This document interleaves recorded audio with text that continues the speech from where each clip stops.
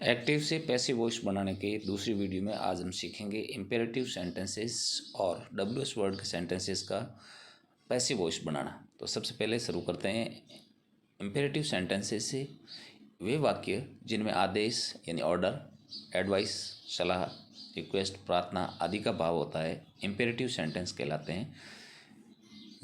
और ये 4 प्रकार से शुरू होते हैं, यानी इम्पेरेटिव सेंटेंसेस 4 प्रकार के होते हैं। वर्ब की फर्स्ट फॉर्म से शुरू होने वाले, प्लीज़ या काइंडली से शुरू होने वाले, और डू नॉट से शुरू होने वाले, और लेट से शुरू होने वाले। तो सबसे पहले लेते हैं वर्ब की फर्स्ट फॉर्म के बाद ऑब्जेक्ट होने पर इसका क्या पैटर्न रहेगा। सबसे पहले लेट, फिर ऑब्जेक्ट, फिर बी और वर्ब की थर्ड फॉर्म और शेष भाग उतार देंगे। जैसे पोस्ट दिस लेटर, ये एक वाक्य दिया होगा, आपको उसका पैसिव वॉइस बनाना है। तो यहाँ पर देखें पोस्ट, पोस्ट क्या है, पोस्ट एक वर्ब है, ठीक है। तो वर्ब की फर्स्ट फॉर्म के बाद ऑब्जेक्ट, ऑब्जेक्ट क्या है, लेटर।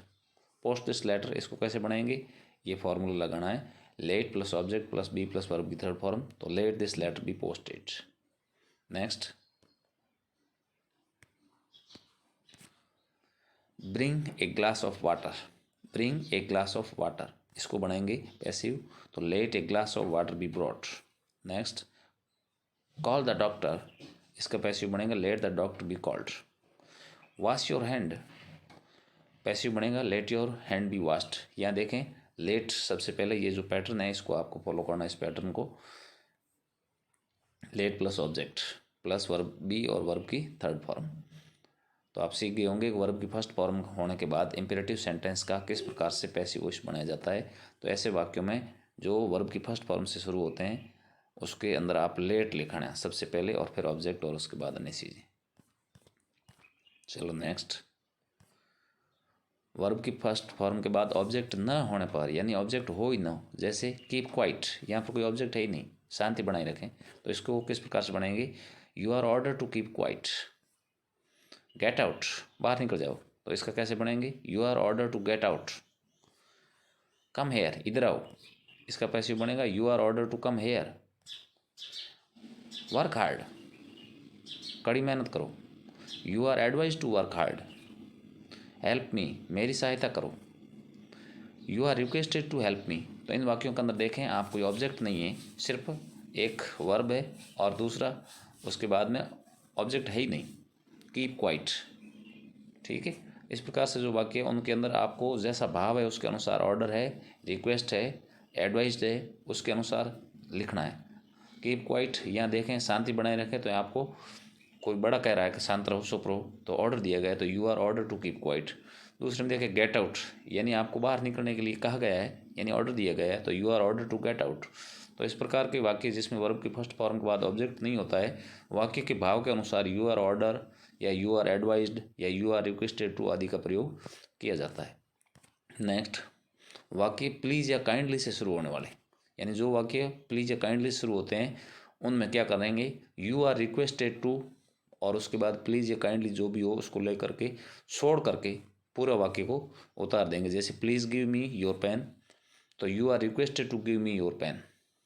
प्लीज़ गिव मी यानी आपसे रिक्वेस्ट की गई है, तो लिखना क्या पड़ेगा, you are requested to give me your pen. आगे देखें, काइंडली लैंड मी 100 रुपीज़, करके मुझे 100 रुपये उधार दें, तो इसका बनेगा you are requested to lend me 100 rupees, यानी आपसे प्रार्थना की गई, रिक्वेस्ट की गई है। फिल दिस फॉर्म, इस फॉर्म को भरिए, तो क्या किया गया, you are requested to fill this form. Don't disturb me please, कृपया मुझे डिस्टर्ब नहीं करिए, तो पैसिव बनेगा you are requested not to disturb me.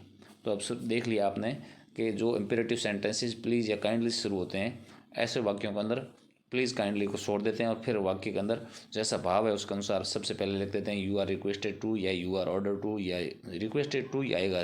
Kindly या प्लीज़ या आप रिक्वेस्ट करेंगे तो रिक्वेस्टेड टू का ही प्रयोग होगा। तो इन वाक्यों को आप देखें और सीख लें कि ऐसे वाक्य जो इम्पेरेटिव काइंडली या प्लीज़ से शुरू होते हैं उसमें यू आर रिक्वेस्टेड टू सबसे पहले लिख दें, फिर काइंडली या प्लीज़ है उसको छोड़ करके जो बाकी वाक्य आपके एक्टिव में दिया गया है उसको आप उतार लें। डू नॉट से शुरू होने वाले वाक्य, यानी वो इम्पेरेटिव वाक्य जो डू नॉट से शुरू होते हैं उसका पैसिव कैसे बनाएंगे। जैसे पहले डू नॉट गो देयर, वहाँ मत जाओ, तो पैसिव बनेगा you are order to not go there, यानी आपसे कहा गया है कि आप वहाँ नहीं जाए, तो यानी ऑर्डर दिया गया, तो you are order not to go there. Don't waste your time, अपना समय बर्बाद मत करो। इसको पैसिव कैसे बनाएंगे? You are advise to not to waste your time. तो यहाँ पर आपको सलाह दी गई है, तो you are advised not to waste your time. Kindly don't make a noise, कृपया आवाज़ नहीं करें, शोर नहीं मचाएं। तो इसका पैसिव बनेगा you are requested to not to make a noise. You are requested not to make a noise. तो यहाँ पर आप देख रहे हैं, यहाँ पर जैसा भाव है उसके अनुसार ऑर्डर या रिक्वेस्ट या एडवाइस जो भी है, डोंट थ्रो स्टोन्स, पत्थर मत फेंको। तो इसका पैसिव बनेगा you are forbidden to throw stones, यानी आपको पत्थर फेंकने से मना किया गया है। वाक्य के भाव के अनुसार ही आपको you are requested to, you are advise to, you are order to या यू आर फॉरबिडन टू, जैसा वाक्य है उसके अनुसार आपको लिखना है। आप ध्यान देखें, डोंट या काइंडली इस प्रकार के वाक्यों का वापस प्रयोग नहीं होता है। पीछे का जो वाक्य होता है उसके अनुसार उसको लिख दिया जाता है, जैसा भाव है वाक्य का उसके अनुसार बना दिया जाता है। अब डू नॉट के साथ ऑब्जेक्ट दिया हो, तो ऊपर के वाक्य में कोई ऑब्जेक्ट नहीं था कि डोंट गो देयर, वहाँ मत जाओ, कहाँ नहीं जाना है, ऑब्जेक्ट नहीं था। डोंट वेस्ट योर टाइम, इस प्रकार के वाक्यों के अंदर ऑब्जेक्ट नहीं है। तो जहाँ पर ऑब्जेक्ट दिया हो वहाँ पर क्या करेंगे, सबसे पहले लेट लगाएंगे, फिर ऑब्जेक्ट, फिर नॉट, फिर बी और फिर वर्ब की थर्ड फॉर्म। इस पैटर्न का प्रयोग करते हुए वाक्य बनाएंगे। जैसे डोंट टेक माई पेन, मेरा पेन मत लो, तो यहाँ पर पेन है, ऑब्जेक्ट है। तो अब इसको कैसे बनाएंगे, let my pen not be taken. तो ये जो फॉर्मूला इसको प्रयोग करना, अगर नॉट डू नॉट के बाद में ऑब्जेक्ट दिया हो तो, और ऑब्जेक्ट नहीं दिया हो तो ऊपर वाला वाक्य जो दिए गए हैं 4-5 इनमें देख लें, वाक्य के भाव के अनुसार ऑर्डर टू वगैरह लगाते हैं। अगला वाक्य डोंट वॉच टीवी, यानी टीवी मत देखो, तो let TV not be watched. तो इस फॉर्मूले के अनुसार let plus object plus not be और वर्ब की थर्ड फॉर्म लगानी होती है। अब है इंट्रोगेटिव सेंटेंसेस, यानी प्रश्नवाचक वाक्य जो दिए होते हैं उनका पैसिव वॉइस किस प्रकार से बनाया जाता है। तो इंट्रोगेटिव सेंटेंसेस दो प्रकार के होते हैं, एक हेल्पिंग वर्ब से शुरू होने वाले, और इसका पैटर्न होगा helping verb plus object plus verb की थर्ड फॉर्म, फिर बाई और सब्जेक्ट। यानी जो पैसिव वॉइस दिया गया है, सॉरी एक्टिव का वाक्य जो दिया गया है उसको पैसिव में बदलेंगे तो इस पैटर्न का प्रयोग करेंगे। हेल्पिंग वर्ब सबसे पहले लगेंगे, फिर ऑब्जेक्ट, फिर वर्ब की थर्ड फॉर्म, उसके बाद बाई और सब्जेक्ट। जैसे have you done your homework, क्या तुमने अपना गृह कार्य कर लिया है, इसका पैसिव बनेगा, सबसे पहले हेल्पिंग वर्ब लेंगे। तो यहाँ पर होमवर्क ऑब्जेक्ट है, उसको अपन को वापस पैसिव में काम लेते हैं। आप जानते हैं कि पैसिव बनाते समय ऑब्जेक्ट को सब्जेक्ट बनाते हैं, तो ऑब्जेक्ट सिंगुलर है इसलिए हैज़ आ गया, has your homework been done by you. चूँकि हैज़ है वो होते हैं तो वाक्य के अंदर बीन का प्रयोग होता है। आगे देखें, are they taking exercise now, क्या वो इस समय अभ्यास कर रहे हैं। तो यहाँ पर देखें, एक्सरसाइज सिंगुलर है इसलिए सबसे पहले हेल्पिंग वर्ब इज़ लगा दी, बाद में ऑब्जेक्ट एक्सरसाइज, फिर बीइंग और वर्ब की थर्ड फॉर्म और फिर subject, sorry time. Is exercise being taken now. ऊपर का जो फार्मूला दिया गया है इसको आपको याद रखना है। इंट्रोगेटिव सेंटेंस जो हेल्पिंग वर्ब से शुरू होते हैं उनके लिए ये फार्मूला है, पैटर्न दिया जो दिया लिखा गया है, सबसे पहले हेल्पिंग वर्ब, फिर ऑब्जेक्ट, फिर वर्ब की थर्ड फॉर्म, बाई और सब्जेक्ट के द्वारा जोड़ना है। अगला वाक्य देखें, डिड राम रिवार्डेड सरिता, क्या राम ने सरिता को इनाम दिया या पुरस्कृत किया। तो इसका बनेगा, चूँकि डिड दिया गया यानी पास्ट सिंपल टेंस है तो इसका पास्ट कंटिन्यूस का हेल्पिंग वर्ब लगेगा इसमें, इन पास्ट टेंस में। वाज सरिता सिंगुलर है इसलिए वाज हेल्पिंग वर्ब लगा दी, was Sarita rewarded by Ram. Should the doctor examine Radha, तो शुड राधा बी एग्जामाइंड।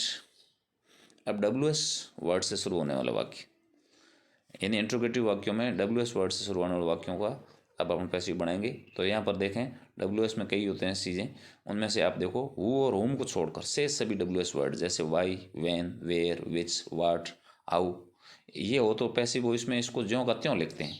यानी why, when, where, which, what, how अगर किसी एक्टिव के वाक्य के शुरुआत में दिए गए हैं तो इनको वापस ज्यों का त्यों लिखते हैं, इनमें कोई चेंजेस नहीं होता है। लेकिन पैसिव पैटर्न जब बनाएंगे इनका तो WS वर्ड के बाद में हेल्पिंग वर्ब लगाएंगे, फिर ऑब्जेक्ट, फिर वर्ब की थर्ड फॉर्म और बाई के द्वारा सब्जेक्ट को जोड़ देंगे।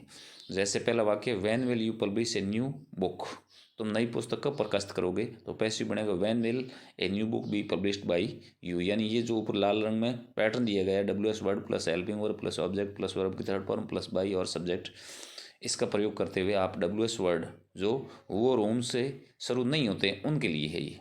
दूसरा वाक्य देखें, why were you laughing at Seema, तो पैसिव बनेगा why was Seema being laughed at by you.